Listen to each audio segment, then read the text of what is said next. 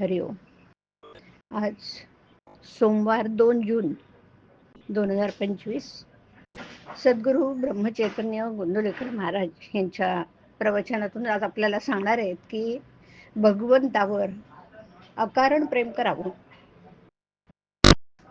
खरोखर जगात आणि लौकिकात आपण अडाणे राहिलो तर काही वाईट नाही. भगवंताच्या मार्गामध्ये त्याचा फायदाच होईल. आपण अडाणी झाल्याशिवाय म्हणजे आपली विद्या आणि मोठेपण विसरल्याशिवाय परमार्थ साधत नाही.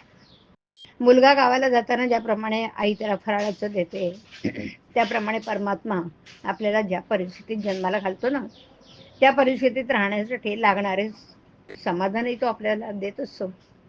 ते घ्यायची आपली लायकी मात्र पाहिजे. जिथे असमाधान फार, तिथे दुष्ट शक्तींना काम करायला वाव मिळतो. आणि याच्या उलट जिथे खरं समाधान आहे तिथे चांगल्या शक्ती मदत करतात. आपण नामाला चिकटून राहिलो तर बाहेरची वाईट परिस्थिती बाधणार नाही. देहाचा मनाशी संबंध आहे आणि मनाचा हृदयाशी संबंध आहे. म्हणून मन नेहमी अगदी समाधानात ठेवावं, म्हणजे प्रकृती चांगली राहते आणि आयुष्य वाढतं. स्वार्थ सुटताना पहिल्यांदे मनुष्य व्यवहाराच्या चौकटीत बसणार नाही. जो येईल त्याला तो आपलाच म्हणेल.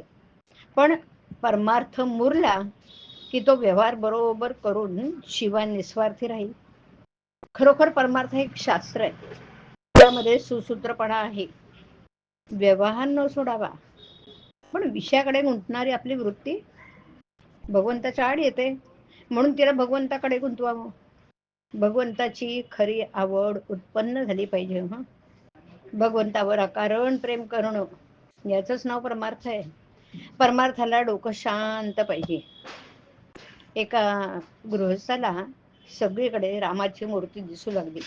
झालं, त्याला वाटलं की देव आपल्याला भेटला. पण हे काही खरं भगवंताचं दर्शन नव्हे.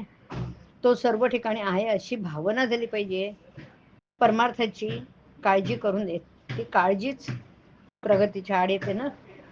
वय वाढू लागलं की आपले सर्व अवयव जसे प्रमाणात आपोआप वाढतात, तसेच परमार्थाला लागणाऱ्या गुणांचे आपण साधन करीत असताना आपली प्रगती किती झाली हे सारखं पाहू नये.